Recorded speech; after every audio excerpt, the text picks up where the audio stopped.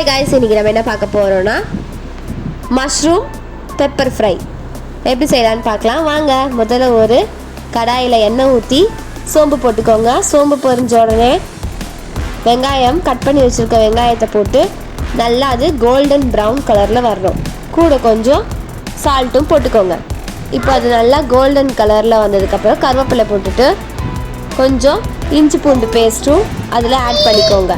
இந்த ரெண்டும் நல்லா பொரிஞ்சு வந்ததுக்கப்புறமா கட் பண்ணி வச்சுருக்க தக்காளியும் போட்டுட்டு கொஞ்சம் நேரம் தான் க்ளோஸ் பண்ணி வச்சிங்கன்னா நல்லா வெந்து வரும். அதுக்கப்புறமா மஞ்சத்தூள், சில்லி பவுடர், மல்லிப்பொடி, கரம் மசாலா, அப்புறம் வீட்டு மிளகாய்த்தூள் கொஞ்சமாக தேவைக்கு, ஏன்னா நம்ம பெப்பர் வர போடுவோம். ஸோ நல்லா வதக்குனதுக்கப்புறமா கட் பண்ணி வச்சுருக்க மஷ்ரூம் அதில் போட்டுட்டு கொஞ்சமாக தண்ணி அதில் ஊற்றுனதுக்கப்புறம் எண்ணெய் பிரியும். எண்ணெய் பிரிஞ்சதுக்கப்புறம் பெப்பர் போட்டு நம்ம இறக்கிட்டோன்னா மஷ்ரூம் பெப்பர் ஃப்ரை ரெடி. மறக்கடி பார்த்துட்டு எப்படி இருக்குன்னு சொல்லுங்கள்.